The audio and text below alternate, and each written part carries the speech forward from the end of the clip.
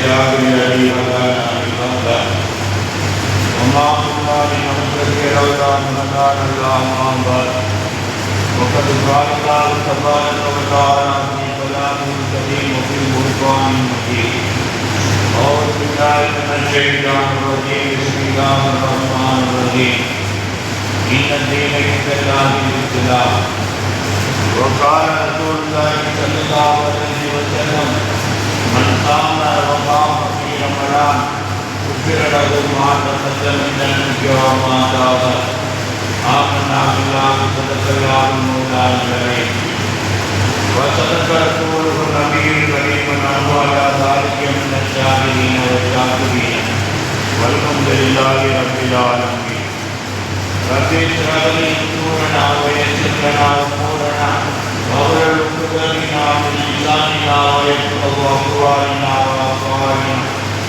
وأعمالنا ويهدك لنا في الدارين رب يسر ولا تعسر وتمم بالخير ونسألك بالسعادة سبحانك لا علم لنا إلا ما علمتنا إنك أنت العليم الحكيم شمس الأنبياء وبدر المرسلين وتاج الأنبياء وافتقار المتقين الله يعلى لا قائم إلا الله إلا هو المغني இந்த உலகத்தை படைத்து இந்த உலகத்திலே நம்மை படைத்து புனிதமிக்க ரமலானை நம்மளுடைய கையிலே கொடுத்து ரமலானை முடித்திருக்கிறவர்களே நாம் அல்லாஹ் ஒருவன் தேவி அவனது அன்பும் அவனது அறப்பெரும் கருணையும் நன்மையாயும் ஸல்லல்லாஹு அலைஹி வஸல்லம் அவர்களின் மீதும் அன்னாரின் அன்பு தோழர்களாகிய உத்தம சத்திய சஹாபாக்கள் தாபீன்கள் தபூ தாபீன்கள் மற்றும் இங்கே அமர்ந்திருக்கிற அமரை இருக்கிற அனைவர்களின் மீது அல்லாஹ்வின் அருளும் அன்பும் இன்றுபோல் என்றும் பரந்த மழையை போல முடித்துக் கொண்டிருக்கிறதுமாக கண்ணியத்திற்கும் மரியாதைக்கும் உரிய அல்லாஹ் ரசூலை ஏற்றுக்கொண்ட நல்லடியார்கள் அன்பு தோழர்கள் எந்த நிலையிலும் எல்லா காரியத்திலும் நாம் இறைவனை காண முடியாவிட்டால் அல்லாஹ் நம்மளை பார்த்துக் கொண்டிருக்கிறான். நாம் செய்யக்கூடிய நன்மை தீமை அனுபவம் இருந்தாலும் நாம் மறந்தாலும் இறைவன் மறக்க மாட்டான். அதற்குரிய கூடிய இன்மையிலோ மறுமையிலோ கொடுத்தே தீர்வான்.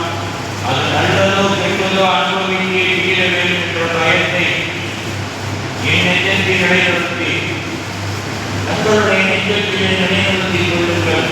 நாம் அனைவர்களும் ஈருலக வாழ்க்கையிலும் எல்லா வகையான செல்வ பாக்கியங்களும் பெறுவதற்கு முயற்சிப்போம்.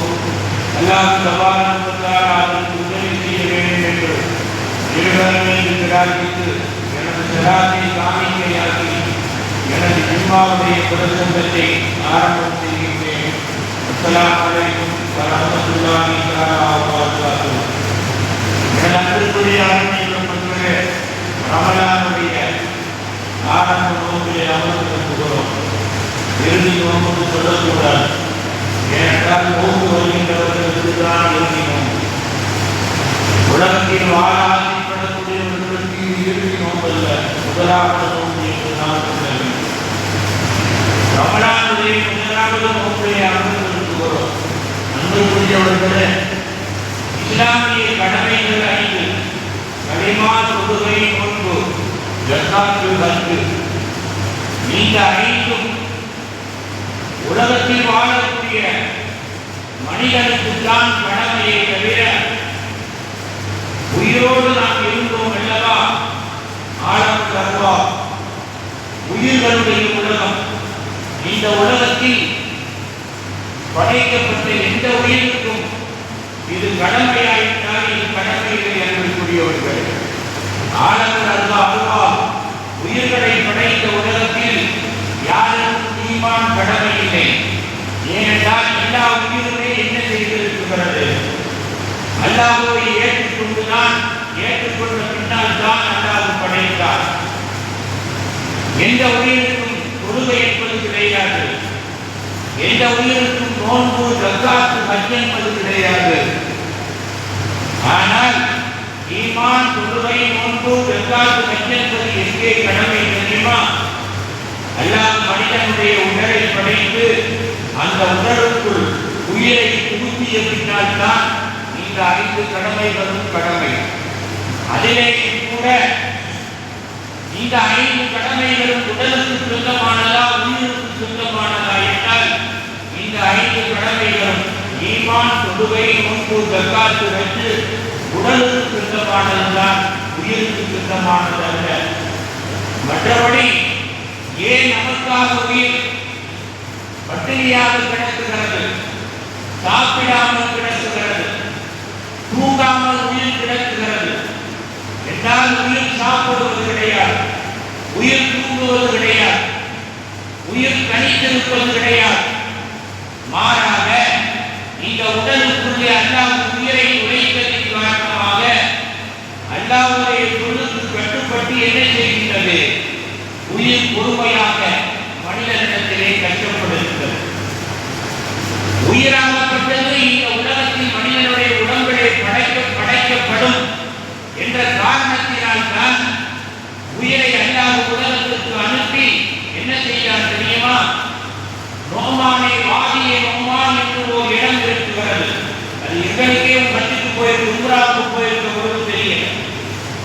ஆணைகளுக்கே தெரியல வாதியை நோமான் எங்கே இருக்கிறது தெரியுமா? அரபாவுடைய மைதானத்திலே இருக்கிறது.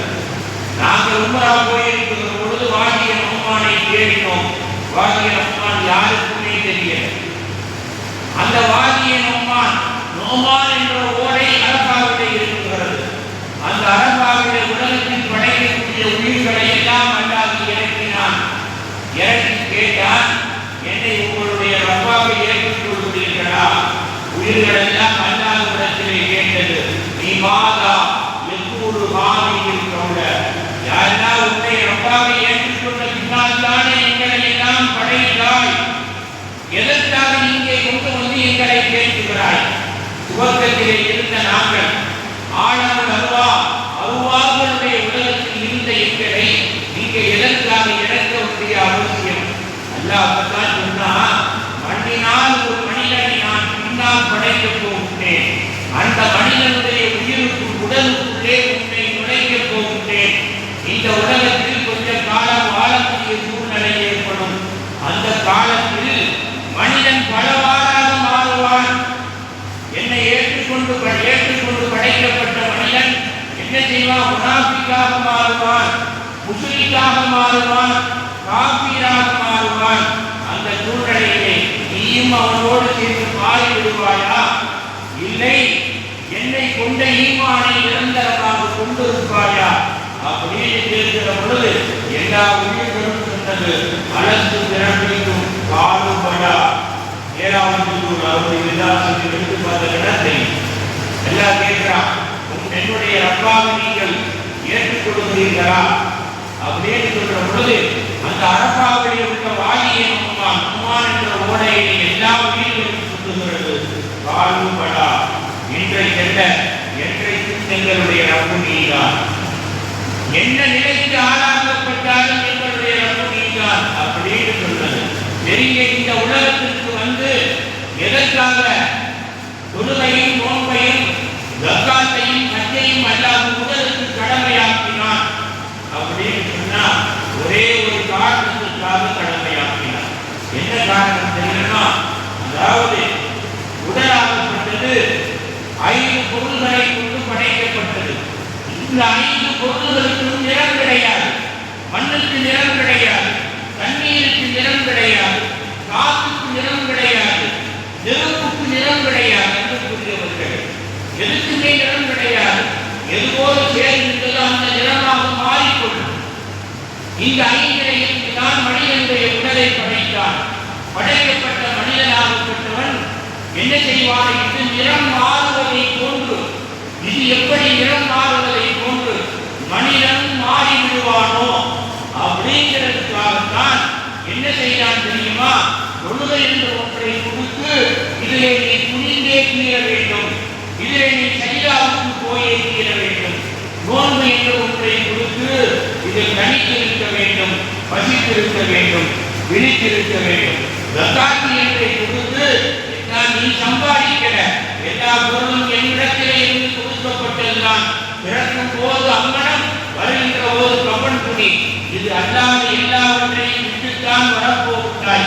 ஆகையினால் இதை மற்றவர்களுக்கு உனக்கு போக மற்றவர்களுக்கு கொடுக்க வேண்டும். அடுத்தபடியாக என்னுடைய வீடு என்று காபா இருக்கிறது.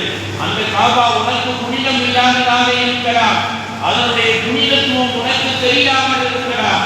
ஆனால் அதனுடைய புனிதத்துவத்தை அறிந்தவர்கள் இந்த உலகத்தில் வாழ்ந்தார்கள், நபிமார்கள் வாழ்ந்தார்கள், ரசூல்மார்கள் இன்றைக்கும் வாழ்ந்து கொண்டிருக்கிறார்கள், வழிமார்கள்.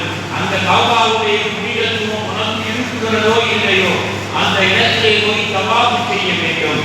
அப்படின்னு கட்டாய கடமையாக்கினார் அன்புக்குரிய மக்கள்.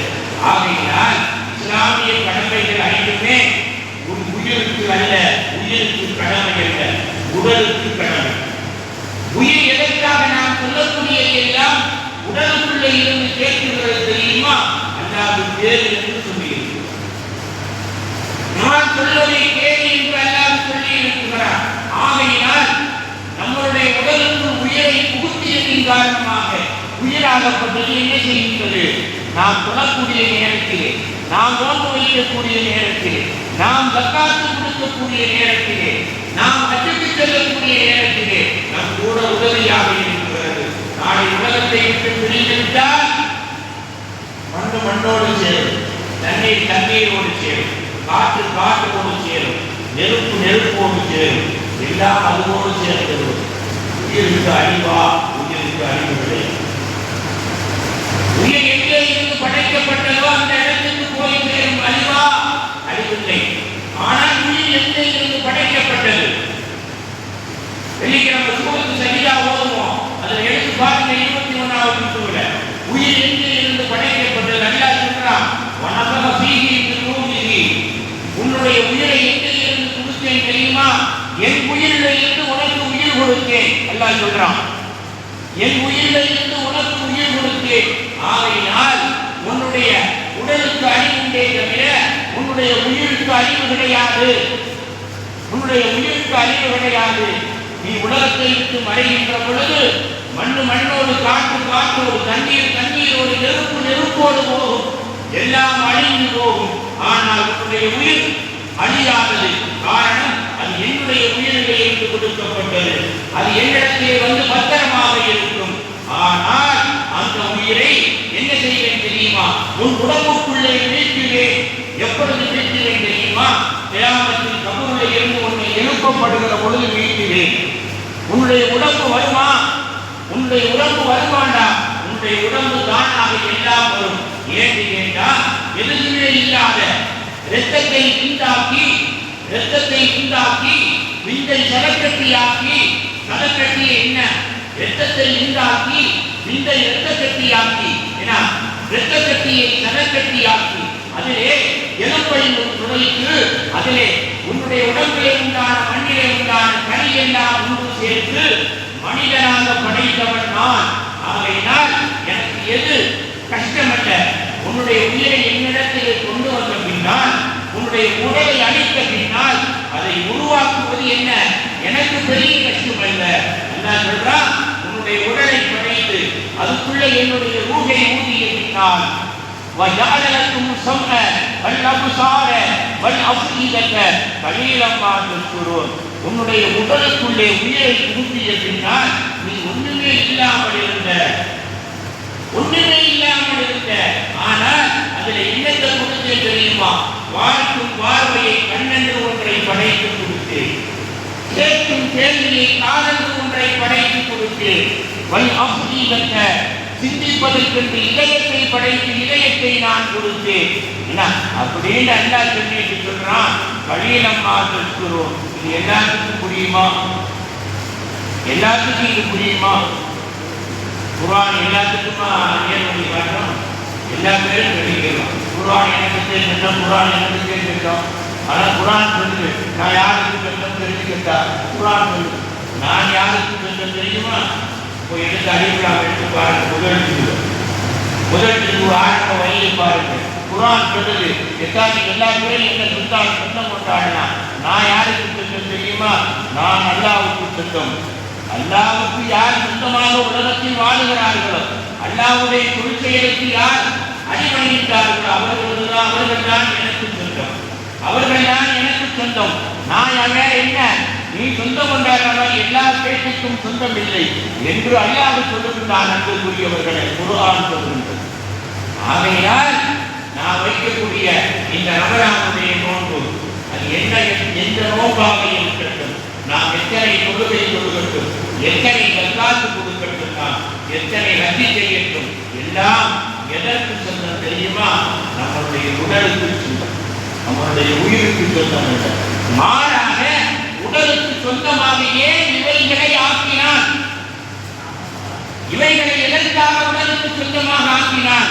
வணக்கத்தில் அதாவது வானத்திற்கு இபாதத் அவசியமா? தொழுகை வணக்கம் அவசியமா? பூமி வணங்க வேண்டும் என்ற அவசியமா?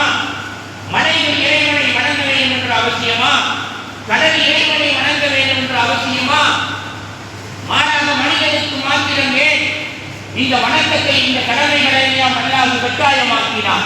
அன்புக்குரியவர்களே, வானம் அழிந்தால் அதோடு முடிந்துவிடும், பூமி அழிந்தால் அதோடு முடிந்துவிடும், மலைகள் அழிந்தால் அதோடு முடிந்துவிடும், கடல்கள் அழிந்தால் அதோடு முடிந்துவிடும். ஆனால் மனிதன் அழிந்த பின்னால் அல்லாஹ் தஆலா திருப்பி எழுப்புவான். திருப்பி எழுப்பி என்ன செய்வான்? திருப்பி ஒரு வாழ்க்கையை கொடுப்பான். அந்த வாழ்க்கை என்ன வாழ்க்கையாக இருக்கும்? நரக வாழ்க்கையாக இருக்கும், ஒன்று சொர்க்க வாழ்க்கையாக இருக்கும். யாரெல்லாம் அடிபணிந்தார்களோ, அல்லாஹ்வுக்கு அடிபணிந்து தொழுகையும் நோன்பையும் ஜக்காத்தையும் ஹஜ்ஜையும் நிறைவேற்றினார்களோ அவர்கள் சொர்க்கத்திற்கு போவார்கள், நிறைவேற்றாதவர்கள் நரகத்திற்கு போவார்கள். ஆக அன்புக்குரியவர்கள், எதற்காக அல்லாஹ் தஆலா இந்த மனிதனுக்கு இவைகளை கடமையாக்கினான் தெரியுமா? மனிதனாகப்பட்டவன் அழிவில்லாதவன், மனிதனாகப்பட்டவன் அழிவில்லாதவன், நிரந்தரமானவன், அல்லாஹ்வுக்கு முழுக்க அடிபணியக்கூடியவன். ஆகையினால் தான் இவைகளை எல்லாம் கடமையாக்கி இவைகள் மனிதனுக்கு மறு உலக வாழ்க்கை என்று ஒன்றை அமைத்தான். எந்த விதமான படைப்பிற்கும் என்ன கிடையாது, மறு உலக வாழ்க்கை என்பது கிடையவே கிடையாது என்று கூறியவர்கள். ஆகையினால் நாம் தொழுகக்கூடிய தொழுகை, நாம் வைக்கக்கூடிய நோன்பு, நாம் கொடுக்கக்கூடிய ஜக்காத்து, நாம் செய்யக்கூடிய ஹஜ்ஜெல்லாம் எதற்கு பரிகாரம் தெரியுமா? ஒன்றே ஒன்றுக்கு பரிகாரம். நாம் அழியாத மனிதர்களாக சுவர்க்கத்தில் நரகத்தில் வாழ்வதற்கு ஆதாரம் அன்புக்குரிய அருமை பெருமக்கள். இல்லை என்றால் எல்லா படைப்புகளை போன்று நம்மை நல்லா உலகத்திலே படைத்து எல்லாரும் மனம் போன போக்கில் சுற்றுற மாதிரி இல்லை சுற்று காண்டு விட்டுருக்கோம். ஏன் இவ்வளவு சொல்லை தெரியுமா? நோன்பாளிகளுக்கு ஒரு கடமை இருக்கிறது, 30 நோன்பு வைத்தவர்களுக்கு ஒரு கடமை இருக்கிறது, 5 தொழுகை தொழுதவர்களுக்கு ஒரு கடமை இருக்கிறது, ஜக்காத்து கொடுப்பவர்களுக்கு ஒரு கடமை இருக்கிறது, ஹஜ் செய்யக்கூடியவர்களுக்கு ஒரு கடமை இருக்கிறது. என்ன கடமை தெரியுமா?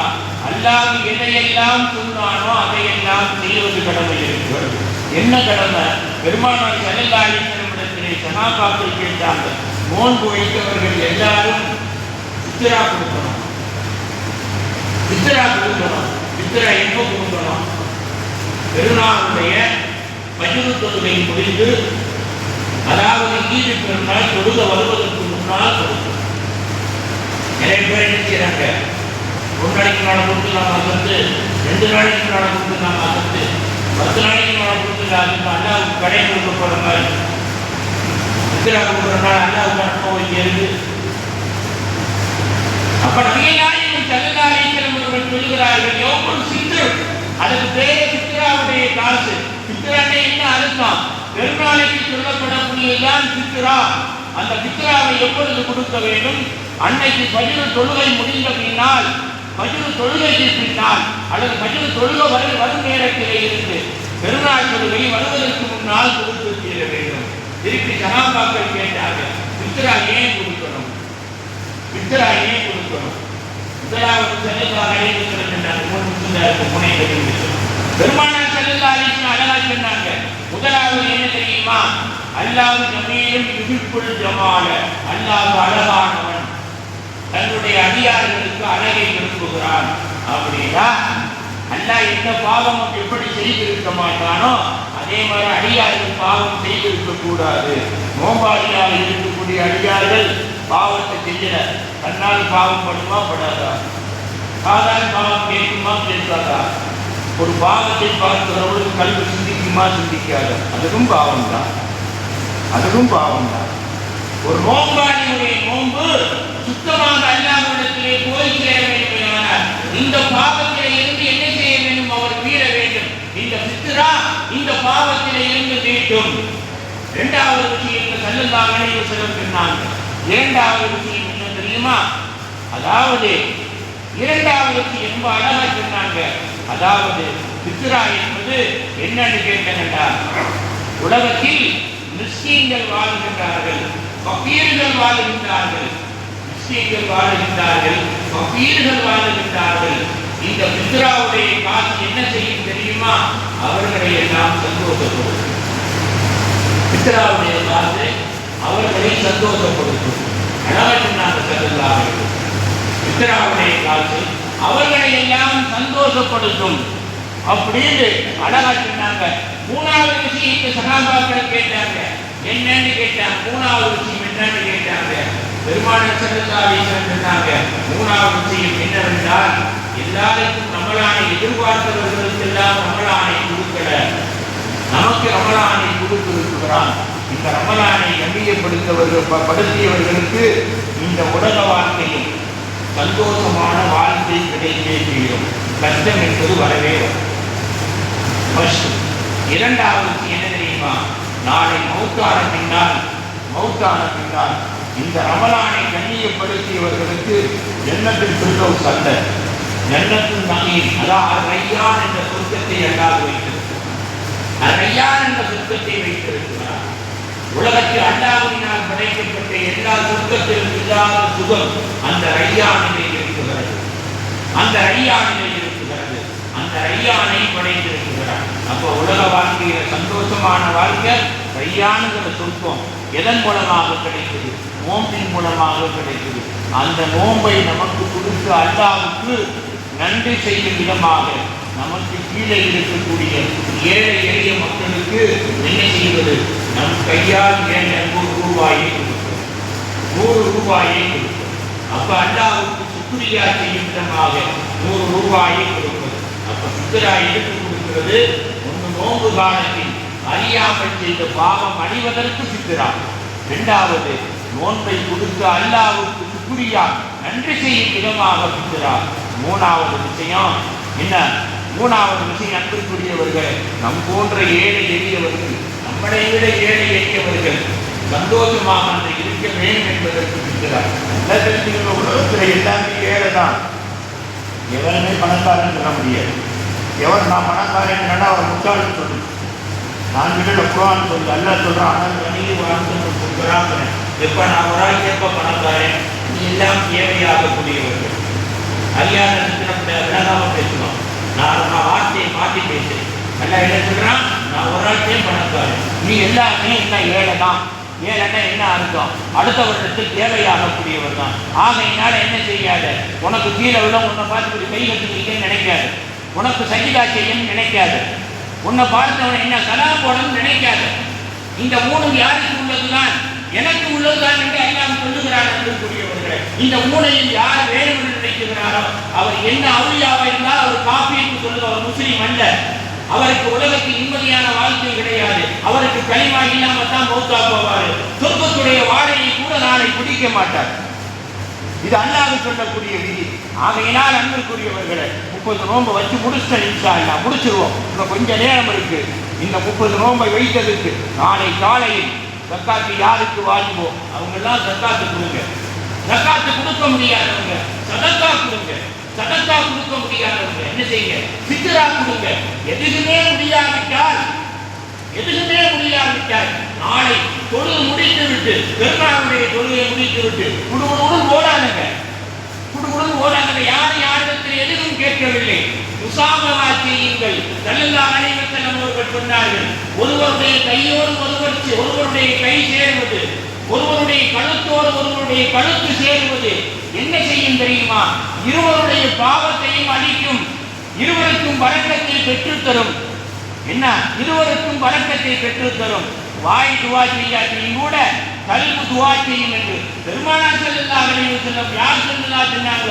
அல்லாஹ் எனக்கு சொல்லிக் கொடுத்தான் என்று சொன்னார்கள். அன்புக்குரியவர்களே, ஆகையினால் உலக வாழ்க்கையிலே யார் வேணுமோ வேணாமோ அல்லாஹ் வேணும் அப்படின்னு நினைச்சங்கண்டா, என்னை கேட்க சொல்லி நினைச்சோண்டா, இன்றல்ல நாம் நினைக்குகிற வரைக்கும், இங்கல்ல நாம் நினைக்குகிற இடத்தில் அதற்கு மேலே அல்லாஹ் கொண்டு வைத்து அழகு பார்ப்பான். இல்லை என்றால் நாம் நினைப்பதும் நடக்காது. அல்லாஹ் நினைக்கிறதா நடக்கும். எது வேண்டும் நீங்களே முடிவு பண்ணிக்கிறீர்கள். அல்லாஹ் தஆலா நல்லவர்களாக நினைக்கும் வரைக்கும் வாழ வைத்து நல்லவர்களாக உலகத்தில் இருந்து பிரித்து நாளை கையான் சொர்க்கத்தை சந்திக்கக்கூடிய மக்களாக அல்லாஹ் உங்களையும் என்னையும் ஆகையால் முடிவானாக. வாகரத்துவான அனைவரும் அஸ்ஸலாமு அலைக்கும்.